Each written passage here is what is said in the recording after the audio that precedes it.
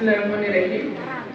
Eco Pathsala and কলেজের রজত জয়ন্তী অনুষ্ঠানে আমাদের মাঝে উপস্থিত এই প্রতিষ্ঠানের অধ্যক্ষ ডক্টর সেলিমা আক্তার, আমাদের মাঝে উপস্থিত চেয়ারম্যান এই প্রতিষ্ঠানের গভর্নিং বডি ডক্টর শহীদুজ্জামান, আমাদের মাঝে অতিথি আছেন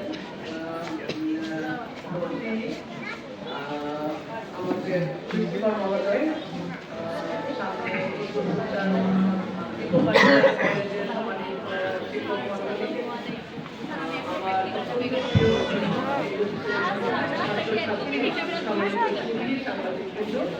সবাইকে আমার পক্ষ থেকে সালাম শুভেচ্ছা জানাচ্ছি। ইকো পাঠশালা কলেজের এই অনুষ্ঠানে আমি এই সাথে এই প্রতিষ্ঠানের শুরু থেকে আজ পর্যন্ত যারা আছেন তাদেরকে অভিনন্দন জানাচ্ছি। আমি ব্যক্তিগতভাবে বিশ্বাস করি যে একটি শিক্ষা প্রতিষ্ঠান এটি শুধুমাত্র ইট কাঠ দিয়ে তৈরি একটি অবকাঠামো নয়। একটি শিক্ষা প্রতিষ্ঠান সেই এলাকার একটি লাইট হাউস। সেখানে যারা থাকেন শিক্ষক হিসেবে, পরিচালক হিসেবে, তারা হচ্ছে ওই এলাকার লাইট হাউস। তো আমি এখানে যোগদানের পর থেকে এই প্রতিষ্ঠানটি সম্পর্কে যা জেনেছি অত্যন্ত পজিটিভ ধারণা আমার রয়েছে। এখানে এই এলাকায় একজন ডক্টর জামান বা এই প্রতিষ্ঠানের যিনি অধ্যক্ষ সেলিমা আক্তার, তাদেরকেও আমি আমার অন্তর থেকে অভিনন্দন জানাই যে এরকম একটি প্রতিষ্ঠান আজকে অত্যন্ত সফলতার সাথে রজত জয়ন্তী উদযাপন করছে। আমাদের প্রিন্সিপাল মহোদয় যেটি বললেন যে পরবর্তীতে এই প্রতিষ্ঠানে আমাদের আরো অনেক আশা। এই এলাকা শুধু না, এই প্রতিষ্ঠান এই এলাকার মানুষজনকে বাংলাদেশের গণ্ডি ছাড়িয়ে পৃথিবীতে পরিচিত করবে। যারা প্রশিক্ষক হিসেবে বিভিন্ন শিক্ষা প্রতিষ্ঠানে আমি যাই, সেখানে ভিজিট করে আমার যেটি মনে হয়েছে যে এই এলাকায় আমাদের শিক্ষার মান খুব একটা ভালো নয়। আসলে এটা একেবারেই বলার মতো নয়।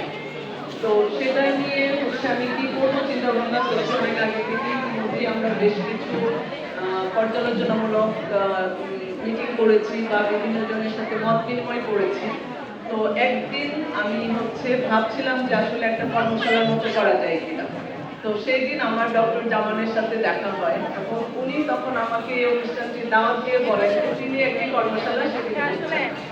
তো এই যে চিন্তা ভাবনা একটি এলাকা নিয়ে, একটি জেলা নিয়ে, সেই এলাকার মানুষ নিয়ে এই চিন্তা কিন্তু সবাই করে না।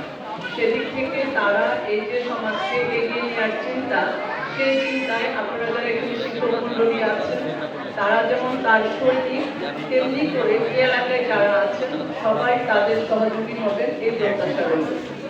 আর এই ইকো পাঠশালা কলেজের ছাত্রছাত্রীরা তোমরা তোমাদের এই প্রতিষ্ঠান থেকে যা শিখবে, তোমরা পরবর্তীতে এটা ব্যক্তি জীবনে কিন্তু বটেই তোমাদের দেশের সেই ধরনের একটা মানসিক প্রস্তুতি নিয়ে তোমরা বেরো। আমার সেই প্রত্যাশা। সবাইকে অভিনন্দন ও শুভেচ্ছা।